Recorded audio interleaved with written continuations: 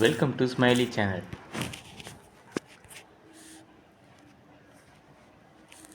முன்னொரு காலத்தில் ஒரு அழகான கிராமம் இருந்தது. அந்த வீட்டில் ஒரு அழகான வீடு இருந்தது. அங்கே ரோஹின், ரியான்னு 2 பேர் வாழ்ந்து வந்தாங்க. ரோஹின் பழம் வியாபாரம் பண்ணுறாரு. அவர் எப்பவும் போல் தினமும் பழம் வியாபாரம் பண்ணிவிட்டு வீடு திரும்பும்போது சோகமாக போகிறார். நம்ம பழம் எதுவும் விற்கலையே, என்ன பண்ணுறது, நாளைக்கெல்லாம் வாடி போயிடுமே, யாரும் வாங்க மாட்டாங்களே அப்படின்னு சோகமாக போயிட்டுருக்காரு.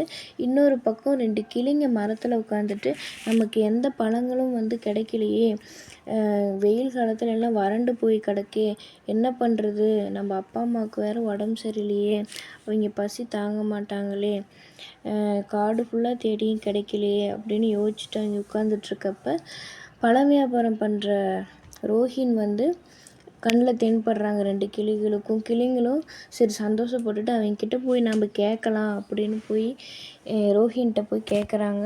ரோஹினும் ரொம்ப மகிழ்ச்சியாக இதை நீங்களே எடுத்துக்கோங்க, இது வாடி போகிறதுக்கு பதிலாக இது உங்கள் குடும்பத்துக்கு போய் கொடுத்து நீங்கள் எல்லோரும் சாப்பிட்டாவே எனக்கு திருப்தி தான் அப்படின்னு சொல்லி சந்தோஷமாக ரோஹினும் கொடுக்குறாரு. ரோஹின் கொடுத்ததும் 2 கிளிங்களும் வாங்கி ரொம்ப நன்றி, இதுக்கு நாங்கள் என்ன கைமாறு செய்வோம்னு தெரியாது, ஆனால் நிச்சயம் உங்களுக்கு ஒரு நாள் செய்வோம் அப்படின்னு சொல்லி 2 கிளிங்களும் சந்தோஷமாக அந்த பழங்கள்லாம் எடுத்துகிட்டு போகிறாங்க. அந்த பழங்கள்லாம் எடுத்துகிட்டு அந்த 2 கிளிங்களும் அவங்க குடும்பத்துக்கு போய் கொடுக்குறாங்க. அவங்க அப்பா அம்மாவும் சந்தோஷமாக அந்த குடும்பமே அந்த பழங்களை சாப்பிட்றாங்க. ரோஹினும் வீட்டுக்கு போயிட்டு அவங்க ஒய்ஃப்கிட்ட ரியாட்ட சொல்கிறாங்க. 2 பேருமே அதை பேசிட்டு புக்கை படிச்சுட்டு அப்படியே தூங்கிடுறாங்க. எப்பவும் போல் மறுபடியும் ரோஹின் பழம் வியாபாரம் பண்ணுறாரு.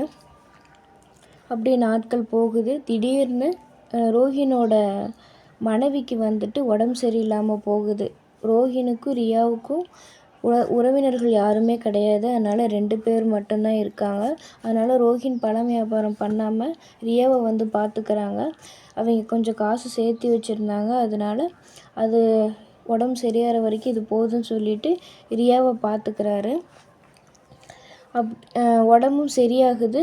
உடனே ரோஹினுக்கு கையில் பணம் இல்லை, பழம் வாங்குறதுக்கு கூட பணம் இல்லை. என்ன பண்ணுறதுன்னு யோசிச்சுட்டே பின்னாடி எதர்ச்சியாக போகிறாரு. அவர் வீட்டுக்கு பின்னாடி எதர்ச்சியாக போகும்போது ரொம்ப ஆச்சரியமாக பார்க்குறாரு. அங்கே மரத்தில் பழமாக தொங்குது. ஆச்சரியமாக இருக்குது, என்னடா நம்ம வீட்டுக்கு பின்னாடி நம்ம எந்த மரமுமே நடலையே, இவ்வளோ மரம் இவ்வளோ பழமாக இருக்கே, இது எப்படி அப்படின்னு சொன்னோன்னே 2 கிளிங்களும், நான் அவர் பழம் கொடுத்தாரு இல்லையா, அந்த 2 கிளிங்களும் அந்த மரத்தில் உட்காந்துட்ருக்குங்க. உடனே அந்த 2 கிளிங்களும் ரோஹின் கிட்ட வராங்க. நாங்கள் உங்களுக்கு ஏதாவது கைமாறு செய்வோன்னு சொன்னோம்ல, அதுதான் உங்களுக்கு செஞ்சிட்டோம், எங்களுக்கு இப்போ மகிழ்ச்சியாக இருக்குது அப்படின்னு சொன்னோடனையும் அவருக்குன்னா ஆச்சரியமாக போகுது. இது எப்படி சாத்தியம் அப்படின்னு சொன்னோடனே நாங்கள் ஒரு மந்திரவாதிகிட்ட போனோம். நீங்கள் கொடுத்த பழத்தெல்லாம் சாப்பிட்டுட்டு அந்த விதையை அந்த மந்திரவாதிகிட்ட கொடுத்தோம். இந்த கொஞ்ச நாட்கள்லேயே மரம் பெருசாகி பழம்லாம் வந்துடும் அப்படின்னு சொன்னாங்க. கூடி சீக்கிரம் இந்த மரம்லாம் பெருசாகி பழம்லாம் வந்துடுச்சு, எங்களுக்கு ரொம்ப சந்தோஷமாக இருக்குது, நாங்கள் கிளம்புறோம் அப்படின்னு சொல்லிட்டு ரோஹின்கிட்ட அந்த 2 பறவைகளும் சொல்கிறாங்க. உடனே ரோஹின் சந்தோஷப்பட்டுட்டு மனைவி ரியாவை கூப்பிட்றாங்க. ரியாவும் நீங்கள் எங்கேயும் போக வேணாம், நீங்கள் இங்கேயே எங்கள் கூடயே இருங்க, உங்கள் உறவினர்கள்லாம் கூட்டிகிட்டு இந்த மரத்திலே தங்குங்க அப்படின்னு சொல்லி சந்தோஷப்படுறாங்க. உடனே அந்த பறவைகளும் அவங்க குடும்பத்தை எல்லாத்தையும் கூட்டிகிட்டு இவங்க கூடயே தங்குறாங்க.